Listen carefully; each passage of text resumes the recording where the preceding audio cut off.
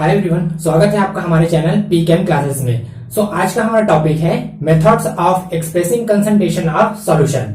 अगर हिंदी में बात करें तो ये जो है सॉल्यूशन के कंसंट्रेशन को व्यक्त करने की जो है विधियों के बारे में यहाँ पे जो है हम लोग डिस्कस करने वाले हैं। ठीक है, तो एक्चुअल में क्या होता है, सबसे पहले तो हम लोग जान लेते हैं कि कंसंट्रेशन ऑफ सॉल्यूशन क्या होता है। ठीक है, तो कंसंट्रेशन ऑफ सॉल्यूशन क्या होता है, किसी भी सॉल्यूशन में है ना, या किसी भी सॉल्वेंट में, तो सॉल्यूशन या सॉल्वेंट में उपस्थित है ना, सॉल्यूशन या सॉल्वेंट की ज्ञात मात्रा में उपस्थित सॉल्यूट पदार्थ की मात्रा को कंसंट्रेशन ऑफ सॉल्यूशन के टर्म्स में जो है डिफाइन किया जाता है। ठीक है, इसी को जो है स्ट्रेंथ ऑफ सॉल्यूशन भी कहा जाता है। तो स्ट्रेंथ ऑफ सॉल्यूशन क्या होता है, अगर मैं बात करूं स्ट्रेंथ ऑफ सॉल्यूशन, तो ये क्या होता है, amount of solute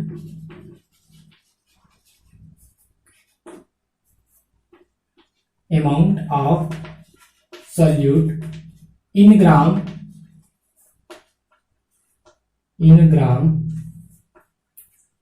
divided by volume of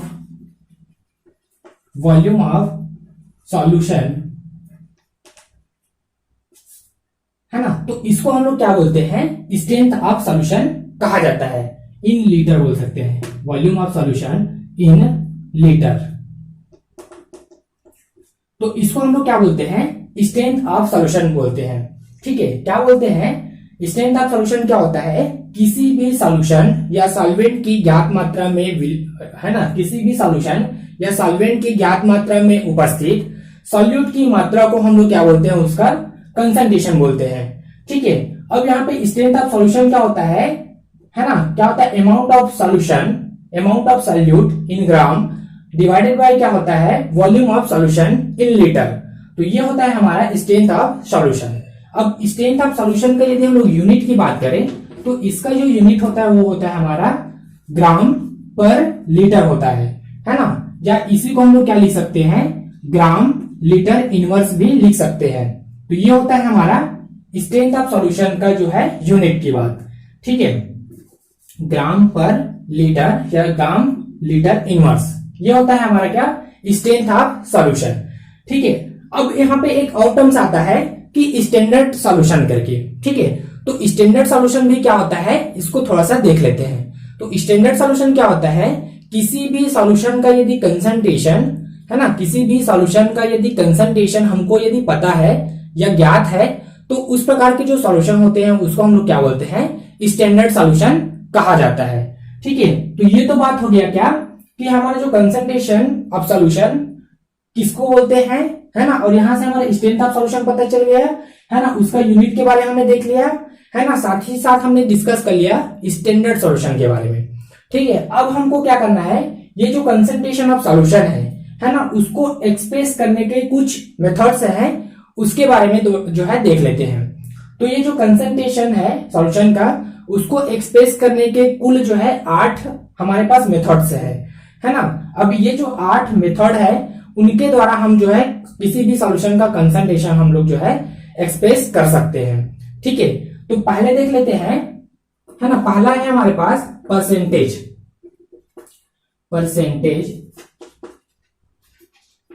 है ना। दूसरा है हमारे पास मोलैरिटी, तीसरा है हमारे पास फॉर्मेलिटी,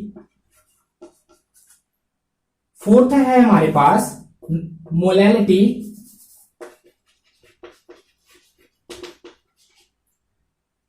है ना। फिफ्थ है हमारे पास मास परसेंटेज या मास फ्रैक्शन। फिफ्थ है हमारे पास मोल फ्रैक्शन, है ना। सिक्स है हमारे पास मास फ्रैक्शन। ठीक है, 7 है हमारे पास नॉर्मेलिटी, और 8 है हमारे पास पार्ट्स पर मिलियन।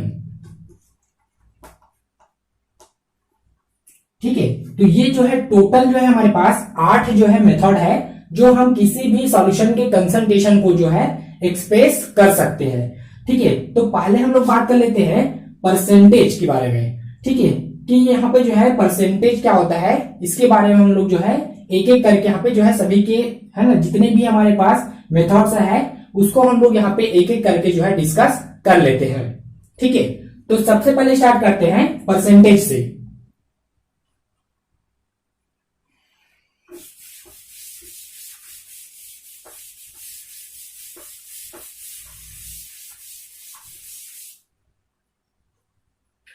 ठीक है,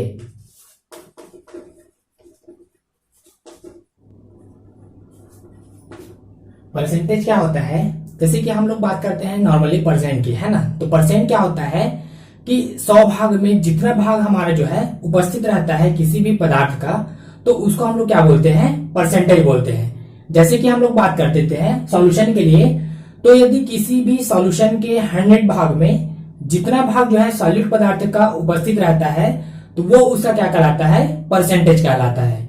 परसेंटेज को हम लोग जो है पीपीएच भी जो है कहते हैं। पीपीएच का मतलब क्या होता है, पार्ट्स पर 100। ठीक है, तो ये होता है हमारा परसेंटेज। अब जो परसेंटेज है उसको जो है निम्न रूपों में भी जो है व्यक्त किया जा सकता है ना। जैसे पहला है हमारा मास परसेंटेज, दूसरा है हमारा वॉल्यूम परसेंटेज,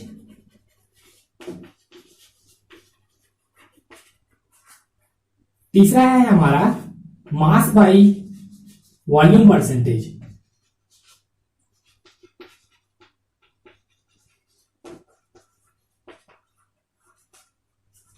ठीक है, तो परसेंटेज को हमने जो है निम्न रूपों में भी जो है व्यक्त कर सकते हैं। इसमें हमारा मास परसेंटेज क्या होता है, यदि हम लोग मास परसेंटेज की बात करें तो किसी भी सॉल्यूशन के 100 भाग में उपस्थित, है ना, या किसी भी सॉल्यूशन के 100 ग्राम में उपस्थित सॉल्यूट पदार्थ के मात्रा, है ना, या सॉल्यूट पदार्थ की जो है ग्राम में मास, वो उसका क्या कहलाता है, मास परसेंटेज जो है कहलाता है।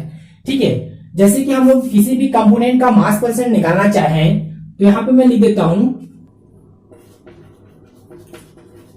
कंपोनेंट ऑफ, ठीक है, कंपोनेंट ऑफ मास परसेंटेज या mass percentage of component is equal to क्या होता है, मास ऑफ कंपोनेंट अपान क्या हो जाएगा, total mass of component, total mass of component. ठीक है, अब इसको जो है इनटू करना पड़ेगा हमको 100 से, क्योंकि हम लोग यहाँ पे जो है परसेंट निकालना है, तो इसलिए इसको जो है 100 से हमको यहाँ पे मल्टीप्लाई करना पड़ेगा। तो ये क्या कहलाता है, हमारा मास परसेंटेज ऑफ जो है कंपोनेंट कहलाता है। अगर हम जो है किसी भी बाइनरी सॉल्यूशन की बात करें तो बाइनरी सॉल्यूशन के लिए यदि हम लोग जो है मास परसेंटेज निकालना चाहें तो मैं क्या बोलता हूं, यदि हमारा क्या है, ए हमारा क्या है, एक सॉल्यूट है ना, ए हमारा क्या है, सॉल्यूट है, और बी हमारा क्या है, सॉल्वेंट है, बी हमारा क्या है, सॉल्वेंट है। तो यदि जो है हमारा सॉल्यूट ए का जो मास है हमारा क्या है, एम ए है ना, या इसी को हम लोग जो है डब्ल्यू ए भी लिख सकते हैं। सॉल्यूट ए का जो है वेट है हमारा डब्ल्यू ए, और सॉल्वेंट बी का जो वेट है वो हमारा है डब्ल्यू बी है। ठीक है, तब हम लोग जो है यदि मास परसेंटेज आप सॉल्यूट निकालना चाहें तो सॉल्यूट ए का जो है मास परसेंटेज क्या हो जाएगा हमारा, डब्ल्यू ए, है ना। तो यहां पे मैं लिख देता हूं mass percentage of solute is equal to हो जाएगा हमारा मास ऑफ सॉल्यूट अपॉन क्या हो जाएगा, total mass of solute, total mass of solution, total mass of solution, यहां पे हो जाएगा हमारा सॉल्यूशन। मास परसेंटेज क्या होता है, यदि हम लोग सॉल्यूट की बात करें तो सॉल्यूट ए का जो है वेट हमारा डब्ल्यू ए है, और सॉल्वेंट बी का जो वेट है हमारा क्या है, डब्ल्यू बी है। तो हम लोग यहां से मास परसेंटेज ऑफ सॉल्यूट लेना चाहें तो वो हो जाएगा हमारा मास ऑफ सॉल्यूट, है ना, अपॉन क्या हो जाएगा, टोटल मास ऑफ सॉल्यूशन। तो ये हो जाएगा हमारा क्या, मास परसेंटेज ऑफ कंपोनेंट, और यहां से हमको यहाँ पे मल्टीप्लाई करना है 100 से, क्योंकि यहाँ पे हमारा जो परसेंटेज कितना हो जाएगा, परसेंटेज निकालना है तो उसको 100 से मल्टीप्लाई करना पड़ेगा। ठीक है, अगर हम इसका एग्जांपल लेना चाहें तो मैं क्या बोलता हूँ, यदि हमारे पास 10% सोडियम हाइड्रोक्साइड सॉल्यूशन है तो 10% sodium hydroxide 10% sodium hydroxide solution का मतलब क्या हो जाएगा, 10 ग्राम सोडियम हाइड्रोक्साइड को 10 ग्राम सोडियम हाइड्रोक्साइड को 90 ml वाटर में डिसॉल्व करने पर हमारा जो है प्राप्त होता है। ठीक है, तो ये हो जाएगा हमारा मास परसेंटेज ऑफ सॉल्यूशन। ठीक है, दूसरा देख लेते हैं वॉल्यूम परसेंटेज क्या होता है। ठीक है, तो वॉल्यूम परसेंटेज क्या होता है, यदि हम लोग किसी भी कंपोनेंट का यदि वॉल्यूम परसेंटेज निकालना चाहें तो क्या होता है, किसी भी सॉल्यूशन के 100 ml में उपस्थित सॉल्यूट का ml में वॉल्यूम उसका क्या कहलाता है, वॉल्यूम परसेंटेज कहलाता है। ठीक है, अगर हम लोग बात करें कंपोनेंट के लिए, component of volume percentage is equal to क्या हो जाएगा, वॉल्यूम ऑफ सॉल्यूट या वॉल्यूम ऑफ कंपोनेंट अपान क्या हो जाएगा, टोटल वॉल्यूम ऑफ सॉल्यूशन। ठीक है, और इसको हमको जो है 100 से मल्टीप्लाई करना पड़ेगा, है ना, क्योंकि हमको यहाँ पे परसेंट निकालना है तो यहां से हमको 100 से मल्टीप्लाई करना पड़ेगा। तो ये हो जाएगा हमारा कंपोनेंट का वॉल्यूम परसेंटेज। अगर हम लोग जो है किसी भी बाइनरी सॉल्यूशन के लिए लेना चाहें तो सपोज हमारे पास है एक हमारा क्या है, सॉल्यूट है, सॉल्यूट ए है हमारे पास, है ना, जिसका जो है वॉल्यूम है हमारे पास VA है। ठीक है, और एक हमारा क्या है, सॉल्वेंट है, तो सॉल्वेंट हमारा क्या है, B है। तो B सॉल्वेंट का यदि हम लोग वॉल्यूम लेना चाहें तो VB है ना। तो हम लोग यदि जो है सॉल्यूट है ना, सॉल्यूट ए का मास निकालना चाहें, सॉरी वॉल्यूम परसेंटेज निकालना चाहें तो volume percentage of solute A is equal to क्या हो जाएगा, वॉल्यूम ऑफ सॉल्यूट, है ना, वॉल्यूम ऑफ सॉल्यूट अपान क्या हो जाएगा, टोटल वॉल्यूम ऑफ सॉल्यूशन। ठीक है, अब इसको हमको जो है 100 से मल्टीप्लाई करना है। ठीक है, तो ये हमारा क्या हो जाएगा, वॉल्यूम परसेंटेज ऑफ सॉल्यूट। इसी प्रकार से हम लोग जो है सॉल्वेंट के लिए भी ले सकते हैं। तो सॉल्वेंट के लिए लेंगे तो क्या हो जाएगा, वॉल्यूम ऑफ सॉल्वेंट अपान क्या हो जाएगा, total volume of solution into क्या हो जाएगा हमारा 100। तो ये हो जाएगा हमारा वॉल्यूम परसेंटेज। अगर हम लोग इसका एग्जांपल लेना चाहें तो एग्जांपल में क्या होगा, यदि हम लोग 10% एथेनॉल की बात करते हैं, है ना, तो 10% एथेनॉल क्या होता है, 10 ml। ठीक है, 10 ml हमारा क्या हो जाएगा, एथेनॉल को 90 ml वाटर में डिसॉल्व करने पर हमारा प्राप्त होता है। ठीक है, तो 10 ml हमारा क्या हो जाएगा, इथेनॉल प्लस 90 ml हमारा वाटर हो जाएगा। तो ये जो सॉल्यूशन बनेगा वो हमारा बनेगा 10% बनेगा। ठीक है, तो ये हो जाएगा हमारा वॉल्यूम परसेंटेज। अगर हम लोग बात करें मास बाय वॉल्यूम परसेंटेज, तो मास बाय वॉल्यूम परसेंटेज क्या होता है, किसी भी सॉल्यूशन के 100 ml में उपस्थित सॉल्यूट के मास को उसका क्या बोलते हैं, mass percentage mass by volume percentage कहा जाता है। ठीक है, और मास बाय वॉल्यूम परसेंटेज को जो है W/V से जो है प्रदर्शित करते हैं। ठीक है, मास बाय वॉल्यूम का मतलब होता है, मतलब इसको जो है W/V से प्रदर्शित करते हैं। अगर हम लोग जो है किसी भी सॉल्यूशन के लिए, है ना, यदि हमारे पास कोई भी बाइनरी सॉल्यूशन है तो अगर उसका हम लोग मास बाय वॉल्यूम परसेंटेज लेना चाहें तो हम लोग ले सकते हैं कैसे, है ना, जैसे कि यहाँ पे है mass by volume percentage is equal to क्या होगा, WA या मास ऑफ सॉल्यूट इन ग्राम हो जाएगा, अपान क्या होगा, टोटल वॉल्यूम ऑफ सॉल्यूशन हो जाएगा, total volume of solution in litre. तो ये क्या कहलाता है हमारा मास बाय वॉल्यूम परसेंटेज, और इसको हमको मल्टीप्लाई करना है 100 से। ठीक है, इसको हम लोग जो है 100 से मल्टीप्लाई कर देंगे तो ये हमारा निकल जाएगा मास बाय वॉल्यूम परसेंटेज। ठीक है, अगर हम लोग इसका एग्जांपल की बात करें तो एग्जांपल क्या है, यदि हम लोग जो है 20 ग्राम सोडियम हाइड्रोक्साइड को, है ना, 90 ml या सॉरी 80 ml वाटर में डिजोल्व करते हैं, 80 ml वाटर में डिजोल्व करते हैं, तो ये जो हमारा सॉल्यूशन बनता है वो हमारा बनेगा 20% NaOH सॉल्यूशन बनेगा, है ना। तो ये हमारा क्या कहलाता है, मास बाय वॉल्यूम परसेंटेज कहलाता है। ठीक है, तो ये हो गया हमारा ओवरऑल परसेंटेज का, जिसमें हमारा मास परसेंटेज है, वॉल्यूम परसेंटेज है और मास बाय वॉल्यूम परसेंटेज है। ठीक है,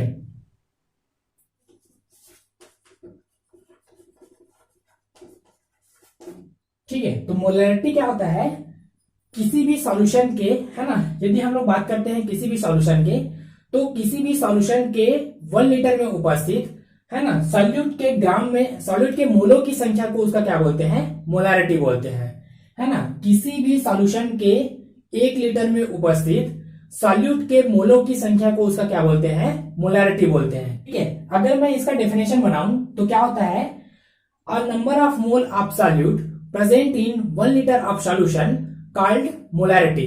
ठीक है, मोलैरिटी को कैपिटल एम से भी प्रदर्शित करते हैं। ठीक है, इसको जो है कैपिटल एम से प्रदर्शित करते हैं। अगर इसका हम लोग मैथमेटिकल टर्म्स की बात करें तो molarity of solution is equal to क्या होता है, number of moles of solute divided by होता है वॉल्यूम ऑफ सॉल्यूशन। ठीक है, तो ये क्या कहलाता है हमारा क्या, मोलैरिटी। ठीक है, अगर मैं इसके एग्जांपल की बात करूं, है ना, तो मान लो हमारे पास क्या है, 4 ग्राम सोडियम हाइड्रोक्साइड है। ठीक है, 4 ग्राम क्या है हमारा, सोडियम हाइड्रोक्साइड है। अगर मैं इसको 100 ml वाटर में डिजोल्व करता हूं, ठीक है, 100 ml वाटर में डिजोल्व करता हूं, तो ये जो सॉल्यूशन है उसकी मोलैरिटी क्या होगी, अगर मैं इसको फाइंड आउट करना चाहूं तो क्या होगा, molarity M is equal to क्या होता है ना, मोल्स ऑफ सॉल्यूट कितना है हमारा, 4 ग्राम होगा, है ना। अब इसका क्या होता है, मॉलिक्यूलर मास कितना होता है सोडियम हाइड्रोक्साइड का, तो सोडियम हाइड्रोक्साइड का मॉलिक्यूलर वेट होता है हमारा 40, है ना, इंटू क्या होता है, इंटू हो जाता है हमारा, है ना, वॉल्यूम ऑफ सॉल्यूशन कितना है हमारा 100 ml है, तो यहां से क्या हो जाता है 1/100, है ना। अब अगर मैं इसको लीटर में निकालना चाहूं, है ना, ये क्या होता है हमारा लीटर में होता है। ठीक है, तो ये क्या हो जाएगा हमारा, इंटू हमको 1000 से जो है मल्टीप्लाई करना पड़ेगा। अगर हमको जो है, चूंकि यहाँ पे क्या दिया गया है, ml में दिया गया है, अब इसको जो है ml में दिया गया है, चूंकि हमारा क्या होता है ये लीटर में होता है, तो यहाँ पे हमको जो है इसको 1000 से मल्टीप्लाई करना पड़ेगा। तो मैं अगर इसको निकालना चाहूं तो ये क्या हो जाएगा हमारा, कितना आएगा हमारा, 1 मोल जो है सॉल्यूशन रहेगा। ठीक है, मतलब क्या होता है, 4 ग्राम सोडियम हाइड्रोक्साइड को 100 ml वाटर में डिजोल्व करने पर जो हमारा मोलैरिटी बनता है सॉल्यूशन का, वो कितने मोल का रहता है, 1 मोल का जो है होता है। ठीक है, तो ये क्या रहता है हमारा क्या, मोलैरिटी ऑफ सॉल्यूशन, है ना। अगर हम इसके यूनिट की बात करें तो इसका जो यूनिट होता है वो क्या होता है, ग्राम पर लीटर होता है। ठीक है, ग्राम पर लीटर, या इसी को हम लोग क्या बोलते हैं, मोल पर लीटर भी बोलते हैं, मोल पर लीटर। ठीक है, तो ये क्या कहलाता है हमारा मोलैरिटी। क्लियर है। ठीक है, आगे बढ़ते हैं। आगे है हमारे पास फॉर्मेलिटी। ठीक है, फॉर्मेलिटी क्या होता है, थर्ड लिखते हैं फॉर्मेलिटी। ठीक है, तो फॉर्मेलिटी क्या होता है, देखिए अभी तक हमने किसके लिए देखा था, किसी भी मॉलिक्यूल के लिए देखा था, है ना। अगर हमारा जो कंपाउंड है वो मॉलिक्यूल फॉर्म में है तो उसके लिए हम लोग क्या यूज करते हैं, मोलैरिटी यूज करते हैं। लेकिन अगर वो जो सॉल्यूशन है ना, या फिर जो हमारा कंपाउंड है, यदि वो आयनिक कंपाउंड है तो आयनिक कंपाउंड के लिए हम लोग जो है मोलैरिटी के स्थान पर क्या लेते हैं, फॉर्मेलिटी का जो है यूज करते हैं। ठीक है, देखिए क्योंकि जो मॉलिक्यूलर कंपाउंड है उसमें जो है हम लोग क्या लेते हैं, मॉलिक्यूलर मास लेते हैं। ठीक है, ग्राम मॉलिक्यूलर जो है मास लेते हैं। जैसे कि हमने जो है सोडियम हाइड्रोक्साइड का लिया, तो सोडियम हाइड्रोक्साइड का हमने लिया था ग्राम मॉलिक्यूलर मास लिया था। ठीक है, ग्राम मॉलिक्यूलर मास लिया था। लेकिन हम लोग क्या लेते हैं, यदि हमारे पास क्या है आयनिक कंपाउंड है, जैसे कि हमारे पास क्या है NaCl है, तो इस प्रकार के कंपाउंड के लिए हम लोग जो है ग्राम मॉलिक्यूलर मास के जगह हम लोग क्या लेते हैं, तो ग्राम फार्मूला वेट लिखते हैं। तो ये हमारा क्या कहलाता है, फॉर्मेलिटी कहलाता है। ठीक है, अगर हम फॉर्मेलिटी का डेफिनेशन लिखें तो क्या होता है, किसी भी सॉल्यूशन के 1 लीटर में उपस्थित सॉल्यूट के ग्राम सूत्र भारों की संख्या को हम लोग क्या बोलते हैं, उसका फॉर्मेलिटी बोलते हैं। ठीक है, देखिए इसमें क्या होता है, फॉर्मेलिटी का डेफिनेशन क्या होता है, किसी भी सॉल्यूशन के 1 लीटर में उपस्थित सॉल्यूट के ग्राम फार्मूला वेट की संख्या को हम लोग क्या बोलते हैं, उसका फॉर्मेलिटी कहते हैं। ठीक है, जैसे कि फॉर्मेलिटी को हम लोग क्या बोलते हैं, जैसे कि मोलारिटी को हम लोग एम से रिप्रेजेंट करते हैं, वैसे ही फॉर्मेलिटी को हम लोग जो है कैपिटल एफ से जो है रिप्रेजेंट करते हैं। ठीक है, अगर मैं जो है इसका एग्जांपल की बात करूं तो एग्जांपल में क्या होता है, जैसे कि हमारा क्या है ना, 4 ग्राम हमारा क्या है, NaCl कंपाउंड है ना, या फिर हम लोग जो है कोई भी NaCl के जो है या आयनिक कंपाउंड के लिए जो है फॉर्मेलिटी का हम लोग यूज कर सकते हैं। अगर इसके मैथमेटिकल टर्म्स की बात करें तो इसका जो मैथमेटिकल टर्म्स है वो क्या आ जाएगा, formality F is equal to क्या होता है ना, gram formula weight of solute, यहां पे लिख देता हूं gram formula weight of solute upon volume of solution. ठीक है, तो ये हमारा क्या कहलाता है, फॉर्मेलिटी कहलाता है। ठीक है, gram formula weight of solute divided by क्या होता है, volume of solution in litre. ठीक है, तो ये हो गया है हमारा फॉर्मेलिटी। बस हमको क्या करना है, मोलारिटी के स्थान पे यहाँ पे जो है फॉर्मेलिटी लेना है।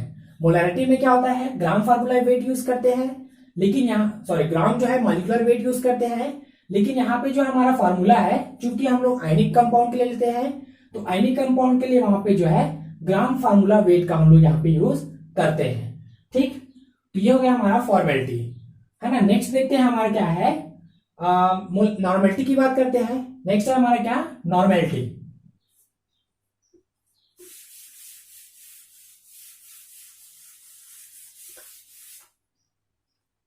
चलिए नेक्स्ट बात करते हैं हम लोग, फोर्थ है हमारा मोलैलिटी।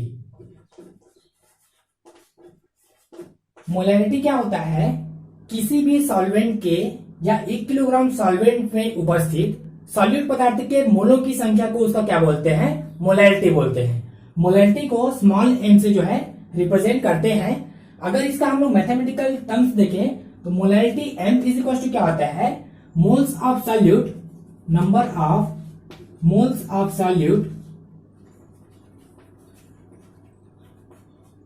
डिवाइडेड बाय क्या होता है, amount of solvent in kilogram. ठीक है, तो क्या होता है, सॉल्वेंट के 1 किलोग्राम में उपस्थित सॉल्यूट के मोलों की संख्या को हम लोग क्या बोलते हैं, उसका मोलैलिटी बोलते हैं। ठीक है, तो यहां से अगर हम इसको निकालना चाहें, मैं क्या बोलता हूं, 4 ग्राम हमारे पास क्या है, सोडियम हाइड्रोक्साइड है ना, तो 4 ग्राम सोडियम हाइड्रोक्साइड को 100 ग्राम वाटर में डिजोल्व करने पर सॉल्यूशन की यदि हम लोग मोलैलिटी जो है कैलकुलेट करना चाहें तो क्या होगा यहां से, है ना, 4 अपान इसका हम लोग मॉलिक्यूलर वेट लेना चाहें तो कितना होता है, मॉलिक्यूलर वेट हमारा 40 होता है, तो 4 अपान 40 इंटू क्या होता है, 1 अपान क्या होता है हमारा 100 ग्राम होगा। ठीक है, अगर हम लोग क्या करते हैं, 4 ग्राम सोडियम हाइड्रोक्साइड को 100 ग्राम जो है वाटर में डिजोल्व करना चाहें, ठीक है, तो ये हमारा क्या होगा, अगर इसका मोलैलिटी हम लोग कैलकुलेट करें तो क्या हो जाएगा, 4 ग्राम हमारा क्या हो जाएगा, सोडियम हाइड्रोक्साइड है, उसका मॉलिक्यूलर वेट कितना होता है, 40 होता है, इंटू क्या हो जाएगा 1 अपान क्या होगा 100 ग्राम हमारा क्या है, सॉल्वेंट है। ठीक है, तो यहां से क्या होता है, चूंकि ये क्या है ग्राम में है, अब हमको क्या करना है, किलोग्राम में करना है कन्वर्ट, तो यहां से इसको जो है 1000 से हमको मल्टीप्लाई करना पड़ेगा। ठीक, तो यहां से हमारा जो है, अगर इसको हम लोग तो ये हमारा क्या हो जाएगा, 1 जो है मोलैलिटी होगा। ठीक है, तो ये जो हमारा सॉल्यूशन बनेगा वो 1 मोलैलिटी का जो है बनेगा। ठीक है, तो ये होता है हमारा क्या, मोलैलिटी। ठीक, अब हम लोग बात कर देते हैं, हमारा नेक्स्ट आता है नॉर्मेलिटी के लिए। ठीक है, तो नॉर्मेलिटी क्या होता है उसको भी यहां से थोड़ा सा जो है देख लेते हैं।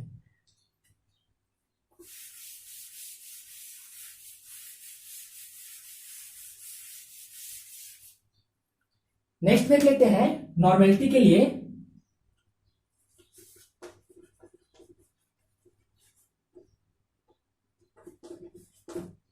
ठीक है। तो नॉर्मेलिटी क्या होता है, देखिए किसी भी सॉल्यूशन के, है ना, या किसी भी 1 लीटर सॉल्यूशन में उपस्थित सॉल्यूट के ग्राम इक्विवेलेंट वेट की संख्या को हम लोग क्या बोलते हैं, उसकी नॉर्मेलिटी बोलते हैं, है ना। या क्या बोल सकते हैं, 1 लीटर विलियन में उपस्थित, है ना, 1 लीटर हमारा क्या है, सॉल्यूशन है, उसमें उपस्थित सॉल्यूट के इक्विवेलेंट वेट की संख्या को हम लोग क्या बोलते हैं, उसका नॉर्मेलिटी बोलते हैं, है ना। और जो नॉर्मेलिटी है उसको हम लोग जो है कैपिटल एन से रिप्रेजेंट करते हैं। अगर इसका हम लोग मैथमेटिकल टर्म्स देखें तो normality N is equal to क्या होता है ना, ग्राम इक्विवेलेंट वेट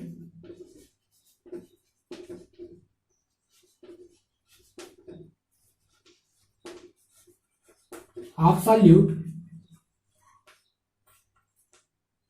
अपॉन क्या होता है, वॉल्यूम ऑफ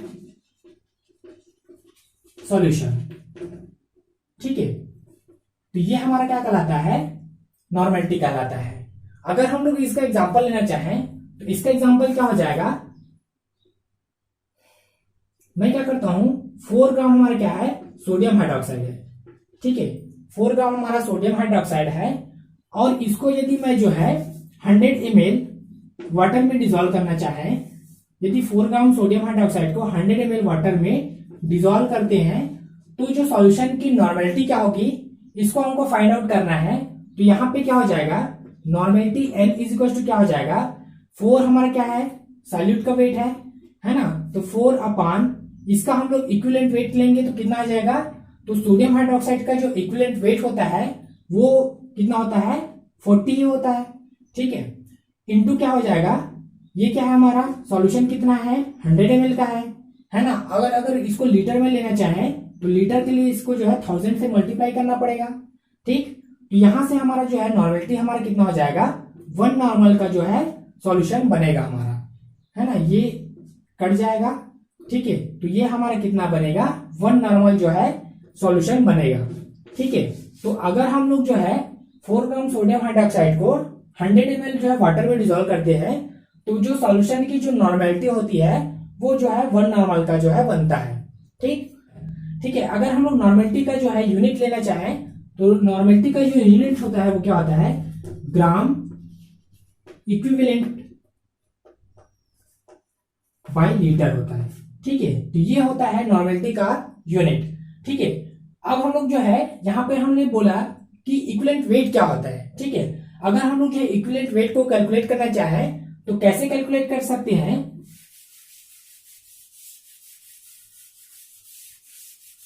ठीक है, तो इक्विवेलेंट वेट क्या होता है,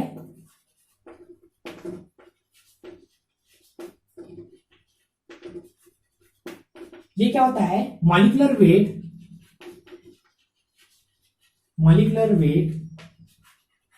अपॉन क्या होता है, नंबर ऑफ एसिडिटी या नंबर ऑफ बेसिडिटी होता है।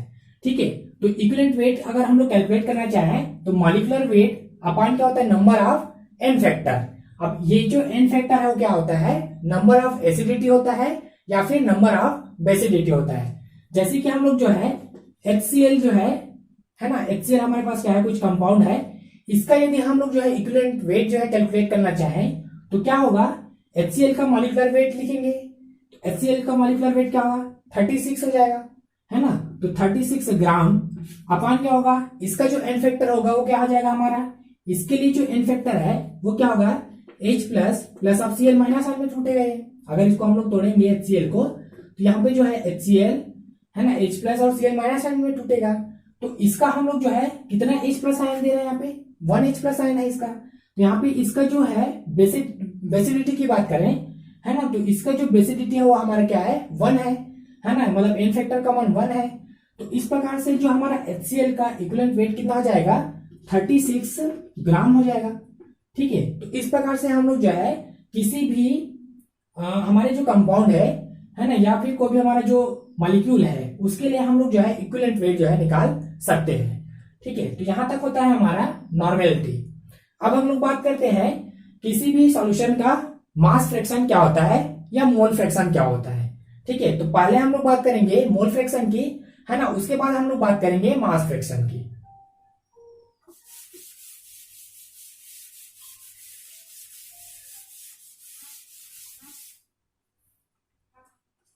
6 है हमारा मास फ्रैक्शन, सॉरी पहले हम लोग बात करते हैं मोल फ्रैक्शन की। ठीक है, पहला है हमारा मोल फ्रैक्शन। तो यहां पे हम लोग लेते हैं मोल फ्रैक्शन क्या होता है ये देख लेते हैं। तो मोल फ्रैक्शन क्या होता है, किसी भी सॉल्यूशन में उपस्थित सॉल्यूट के मोलों की संख्या और सॉल्यूशन में उपस्थित सॉल्यूट और सॉल्वेंट के मोलों की संख्या के रेशियो को हम लोग क्या बोलते हैं, मोल फ्रैक्शन बोलते हैं। ठीक है, मोल फ्रैक्शन को हम लोग जो है कैपिटल एक्स से रिप्रेजेंट करते हैं। ठीक है, अगर हम लोग इसका जो है बाइनरी सॉल्यूशन के लिए इसका मैथमेटिकल टर्म्स देखना चाहें तो क्या होगा, यदि मैं क्या बोलता हूं सॉल्यूट बी के लिए जो है ना, सॉल्यूट बी सॉल्यूट के लिए नंबर ऑफ मोल्स कितना होता है, एन बी है सबको हमारे पास, है ना। और वैसे ही हमारे के लिए सॉल्वेंट हमारे पास क्या है, ए है। अब इसके लिए हम लोग जो है मोलों की संख्या लेना चाहें तो वो है हमारे पास Na है ना। तो अगर हम लोग जो है मोल फ्रैक्शन ऑफ सॉल्यूट निकालना चाहें, ठीक है, मोल फ्रैक्शन ऑफ सॉल्यूट, किसी भी सॉल्यूट के यदि हम लोग यहाँ पे जो बाइनरी सॉल्यूशन है तो उसमें जो है सॉल्यूट का यदि मोल फ्रैक्शन निकालना चाहें तो यहाँ पे क्या हो जाएगा, एक्स बी हो जाएगा। तो X B is equal to क्या हो जाता है, सॉल्यूट का वेट है ना, या सॉल्यूट के मोलों की संख्या, मतलब हमारा क्या है एन बी है, सॉल्यूट की मोलों की संख्या क्या है हमारा एन बी है, अपॉन क्या होता है सॉल्यूट, मतलब क्या होता है हमारा एन ए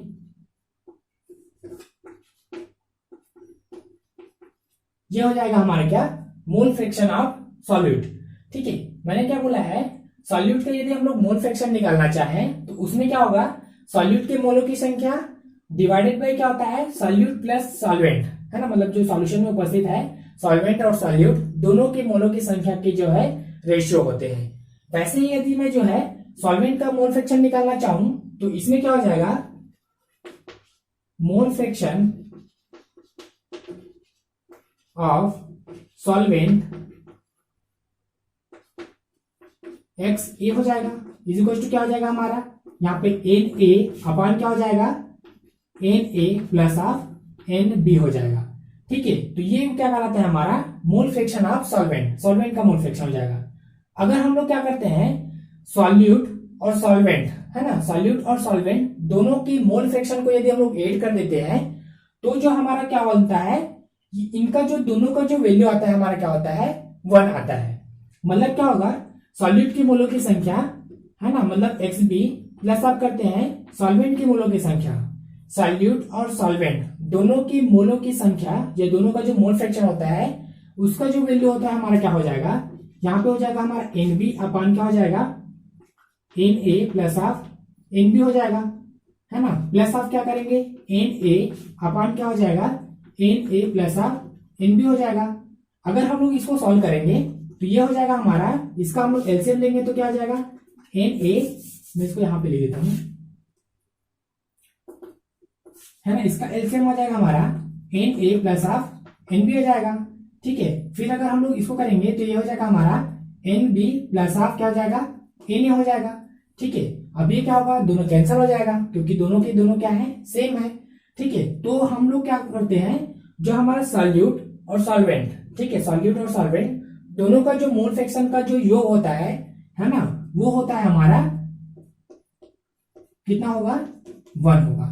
ठीक है, तो मतलब यहाँ पे सॉल्यूट और सॉल्वेंट दोनों का जो मोल फ्रैक्शन है वो हमारा क्या होता है, दोनों के मोल फ्रैक्शन का जो योग होता है वो होता है हमारा 1 होता है। ठीक है, तो ये हो गया हमारा क्या मोल फ्रैक्शन। ठीक है, अब हम लोग बात कर लेते हैं मास फ्रैक्शन की।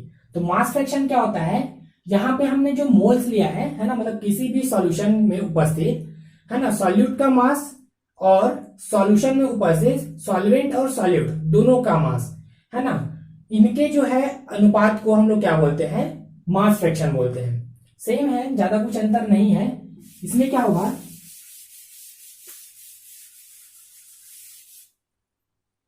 सेवन है हमारे पास मास फ्रैक्शन। मास फ्रैक्शन क्या होता है, किसी भी सॉल्यूशन में उपस्थित सॉल्यूट का मास, है ना, प्लस अब क्या होता है, किसी भी सॉल्यूशन में उपस्थित सॉल्यूट का मास और सॉल्यूशन में उपस्थित सॉल्यूट और सॉल्वेंट का मास, है ना, दोनों के जो है अनुपात को हम लोग क्या बोलते हैं, मास फ्रैक्शन कहते हैं। ठीक है, अगर हम इसको कैलकुलेट करना चाहें मास फ्रैक्शन को, तो ये क्या होगा, जैसे कि मैं बात कर लेता हूं बाइनरी सॉल्यूशन के लिए। तो बाइनरी सॉल्यूशन के लिए सपोज हमारे पास क्या है, एक सॉल्यूट होगा और दूसरा हमारे पास क्या होगा, सॉल्वेंट होगा। तो यदि मैं बोलता हूं बी हमारा क्या है, सॉल्यूट है, तो बी सॉल्यूट का जो मास है हमारा क्या है, एमबी है। ठीक है, बी सॉल्यूट का मास क्या है हमारा, एमबी है। और ए हमारा क्या है, सॉल्वेंट है, तो ए सॉल्वेंट का जो मास है हमारा क्या है, एम ए है। ठीक है, तो अगर मैं जो है mass fraction of solute B calculate करना चाहूं, तो ये हो जाएगा हमारा मास ऑफ सॉल्यूट अपॉन क्या होता है ना, टोटल मास ऑफ सॉल्यूशन। तो टोटल मास कितना हो जाएगा हमारा, सॉल्यूट प्लस ऑफ क्या होगा, सॉल्वेंट का मास, है ना। तो दोनों के मास के जो अनुपात होगा उसको हम लोग क्या बोलते हैं, मास फ्रैक्शन बोलते हैं। ठीक है, तो ये हो जाएगा हमारा मास फ्रैक्शन ऑफ सॉल्यूट। वैसे ही हम लोग जो है मास फ्रैक्शन ऑफ सॉल्वेंट निकालना चाहे, सॉल्वेंट जो कि हमारा क्या है, ए है, तो इसके लिए जो मास फ्रैक्शन होगा हमारा क्या होगा, मास ए हो जाएगा, मतलब सॉल्वेंट का मास अपॉन क्या होता है, सॉल्यूट का मास प्लस ऑफ क्या होता है, सॉल्वेंट का मास, है ना। तो दोनों के जो है अनुपात को हम लोग क्या बोलते हैं, मास फ्रैक्शन ऑफ सॉल्वेंट बोलते हैं। ठीक है, तो ये हो जाएगा हमारा overall mass fraction. Mass fraction को हम लोग जो है एक्स ए से जो है रिप्रेजेंट करते हैं। ये हमारा एक्स बी हो जाएगा और ये हमारा क्या हो जाएगा, एक्स ए हो जाएगा। ठीक है, सॉल्यूट का जो है मास फ्रैक्शन हमारा एक्स बी हो जाएगा और सॉल्वेंट का मास फ्रैक्शन हमारा जो है एक्स ए हो जाएगा। तो इस प्रकार से हम लोग जो है मास फ्रैक्शन निकाल लेंगे। ठीक है, अब आगे हम लोग बात करते हैं, हमारा जो लास्ट है पार्ट्स पर मिलियन। ठीक है, पार्ट्स पर मिलियन क्या होता है, इसको भी थोड़ा सा देख लेते हैं।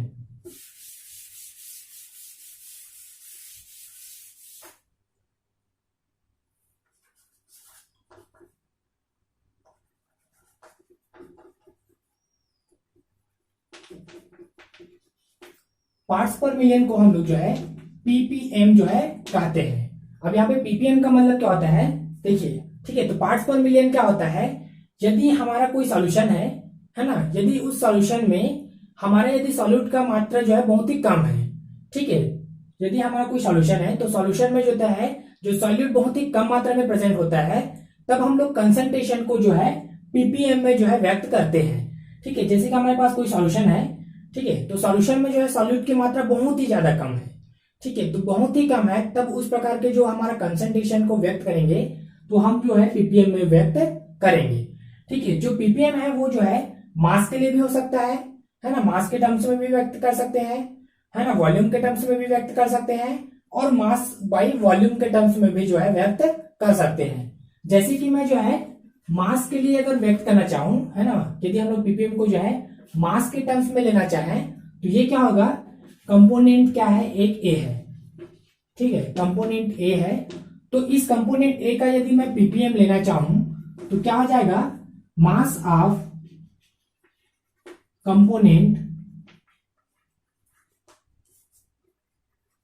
ए अपॉन क्या हो जाएगा, टोटल मास ऑफ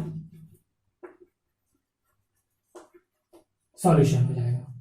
ठीक है, तो ये होता है हमारा पीपीएम, और इसको मुझे मल्टीप्लाई करना है 10⁶ से।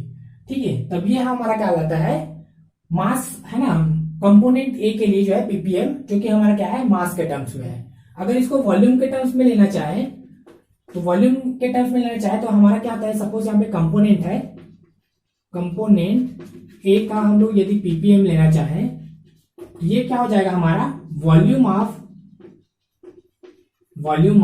कंपोनेंट ए अपॉन क्या होगा, टोटल वॉल्यूम ऑफ